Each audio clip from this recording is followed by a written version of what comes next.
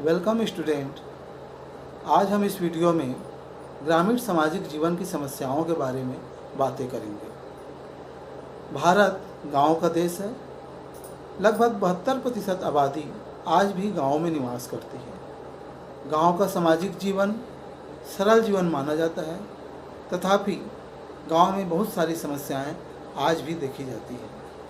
इन्हीं समस्याओं पर हम आज चर्चा करेंगे। गांव की सर्वप्रमुख समस्याओं में एक समस्या है रोजगार की समस्या। गांव के लोग, गांव की 100% आबादी हम कहें, कृषि कार्य से अपना जीवन यापन भी करती है और कृषि कार्य पूरा वर्ष भर न चलकर लगभग 8 माह चलता है और ऐसे में 4 माह तक गांव के लोग बेरोजगारी का सामना करते हैं। उनके पास कोई रोजगार नहीं होता। ये समस्या बहुत विकराल है। इस समस्या के कारण गांव में बहुत सारी अन्य समस्याएं पैदा होती हैं। दूसरी समस्या है पलायन की समस्या। पलायन अर्थात गांव से दूसरे गांव चले जाने की समस्या। यह समस्या तब उत्पन्न होती है जब उनके पास जीवन निर्वाह हेतु आवश्यक धन या सामग्री उपलब्ध नहीं हो पाती। क्योंकि गांव में 7-8 महीने का रोजगार मिलता है, उसके बाद वो बेरोजगारी की स्थिति में आ जाते हैं और ऐसे परिवार जो भूमिहीन हैं, वो परिवार अपने जीवन निर्वाह करने हेतु अन्य प्रांत या राज्य में चले जाते हैं अपने गांवों को छोड़कर। यह समस्या हमारे छत्तीसगढ़ में बहुत ही भयंकर रूप से देखी जाती है। पूरा गांव के गांव, कई जगह ऐसे हैं कि पूरा गांव के गांव दूसरे राज्य कमाने खाने जिसे कहते हैं चला जाता है। यह समस्या को रोकने के लिए सरकार रोजगार गारंटी योजना और भी बहुत सारी योजनाएं लागू की है। फिर भी यह समस्या गांव में अभी भी बहुत ही ज़्यादा मात्रा में देखी जाती है। गांव की समाज की तीसरी समस्या है, वो है अस्पृश्यता की समस्या, अर्थात छुआछूत की समस्या। आधुनिकता की इस दौर में भले ही हम आज आगे बढ़ रहे हैं, लेकिन गांव का सामाजिक जीवन आज भी अस्पृश्यता से जकड़ा हुआ है। भारत के आज़ाद होने के पश्चात 26 जनवरी 1950 को संविधान लागू किया गया। संविधान के अनुच्छेद 14 में समानता का अधिकार दिया गया।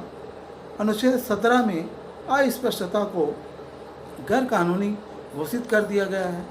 इसके बावजूद भी गांव के रीति रिवाज के अनुसार कहें या परंपरा के अनुसार कहें, आज भी छुआछूत या अस्पृश्यता जैसी गंभीर समस्या हमें देखने को मिलती है। गांव की जो अगली समस्या है वो है जातिगत ऊंच नीच की समस्या। गांव में जाति का महत्व बहुत ज़्यादा है। गांव में लोग किसी अन्य व्यक्ति को जाति के आधार से भी पहचानते हैं।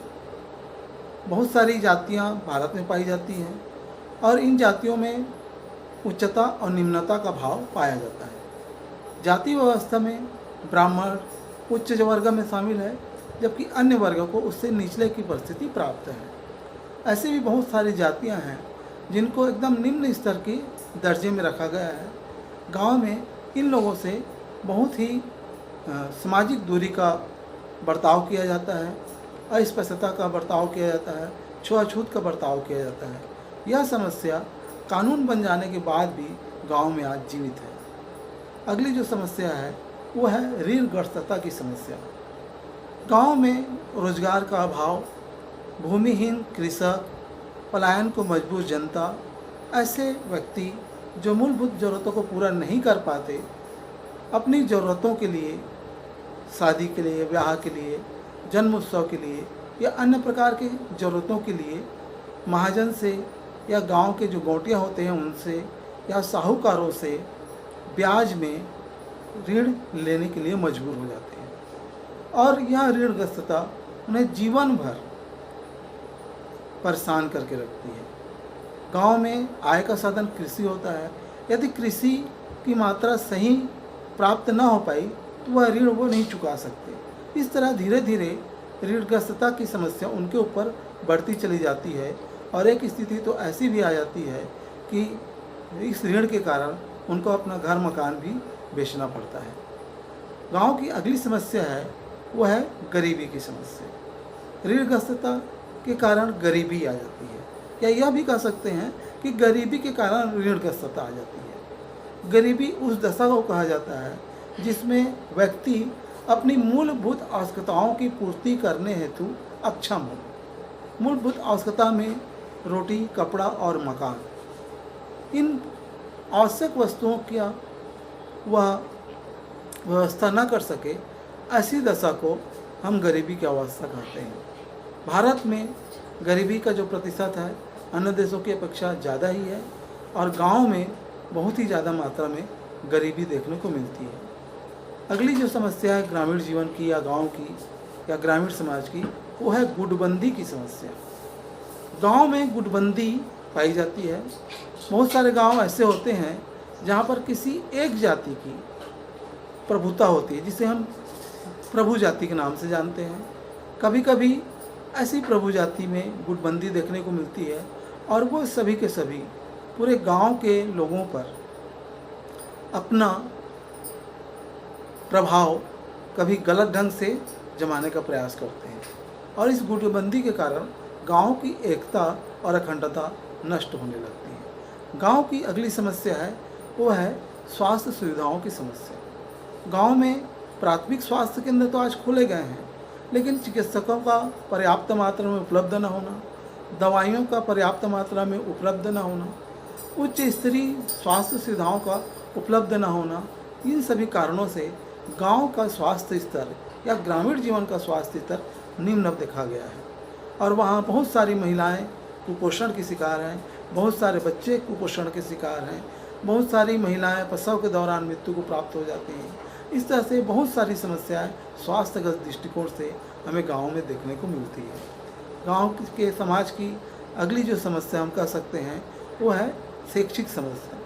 प्राथमिक स्कूल गांव में खोले जा चुके हैं, हाई स्कूल भी गांव में खोले जा रहे हैं, लेकिन गांव की मानसिकता यह होती है, ग्रामीण समाज की मानसिकता यह होती है कि वह शिक्षा को महत्व न देकर खेती किसानी या अपने जीवन निर्वाह हेतु जो कार्य करना है उस पर ज़्यादा ध्यान देता है। इसलिए शहर की तुलना में गांव में साक्षरता की दर कम पाई जाती है। लोग पढ़ाई लिखाई को या अध्ययन को उतना महत्व न देकर अपने जीवन यापन हेतु जो चीज़ आवश्यक है उस पर ध्यान लगाते हैं। इसलिए गांव में साक्षरता की दर बहुत निम्न है और इस साक्षरता की स्थिति में हम देखें तो पुरुषों की अपेक्षा स्त्रियों की स्थिति तो और भी निम्न है। पुरुष तो कहीं कहीं हाई स्कूल तक, कहीं इंटरमीडिएट तक पढ़ाई कर चुके हैं, लेकिन गांव में स्त्रियां ज़्यादा से ज़्यादा देखने को मिलता है कि वह 8वीं तक पढ़ाई कर चुकी है। इस तरह से गांव में साक्षरता का दर बहुत निम्न है, शिक्षा की स्थिति बहुत ही चिंताजनक सोचनीय है।